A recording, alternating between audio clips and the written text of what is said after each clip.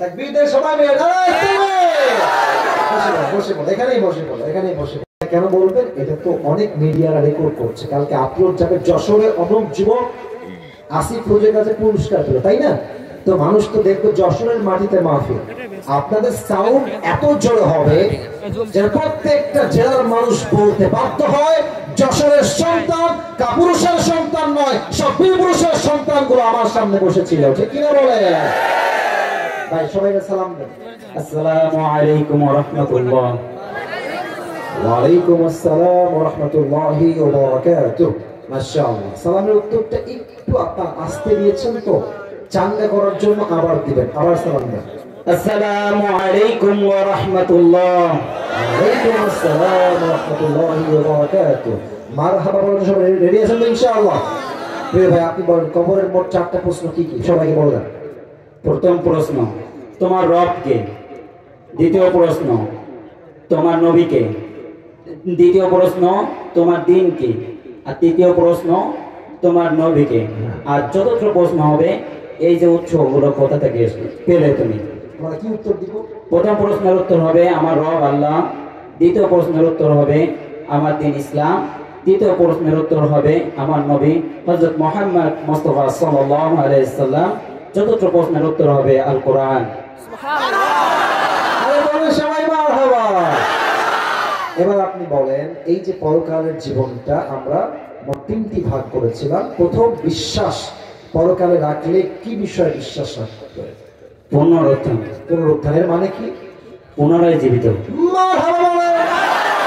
আবার বলেন সবাই মারহাবা। আচ্ছা, জীবিত হওয়াকে বিশ্বাস করতে হবে যে এই দুনিয়ার জীবনটাই আসল নয়, আমাকে আবার জীবিত করা হবে কি হবে না? 2 নাম্বার কি বিষয় বিশ্বাস রাখতে হবে? 2 নাম্বার আবার নতুন হিসাব করবেন, হিসাব নিকাশের উপরে। মারহাবা বলেন সবাই। এবার আপনি বুঝে শুনে উত্তর দেন, কেউ বলবেন না, আপনারা কেউ বলবেন না, সেই বলবে। বলেন, হিসাব দিবসে আমলনামা যখন ওজন দেওয়া হবে, বান্দার আমলনামা কততে কত পার্সেন্ট হলে বান্দা জান্নাত পাবে? বলেন।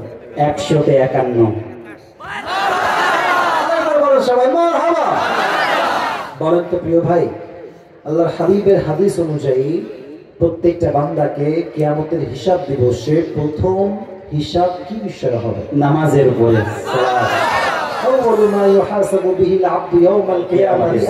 প্রথম হিসাবটাই হবে নামাজের হিসাব। ঠিক কিনা বলে? এবার বলেন যে ওমর ফারুক তার জীবনের শেষ কথা আমাদেরকে কি বলেছিলেন? বলুন তো সবাইকে। আমি যে ফজরের নামাজ সালাত শুরু করেছিলাম সেটা শেষ হয়েছিল কিনা? আরেকবার বলুন সবাই মারহাবা। আচ্ছা, হিসাব দিবস তো শেষ হয়ে গেল। এবার বলেন তো, হিসাব দিবসের পরে 3 নম্বরে এসে আমাদের মাঝে হাদিস অনুযায়ী, কোরআন অনুযায়ী মোট কয়টা দল হয়ে যাবে? 2টা। আরে ভাই সবাই বলেন মারহাবা।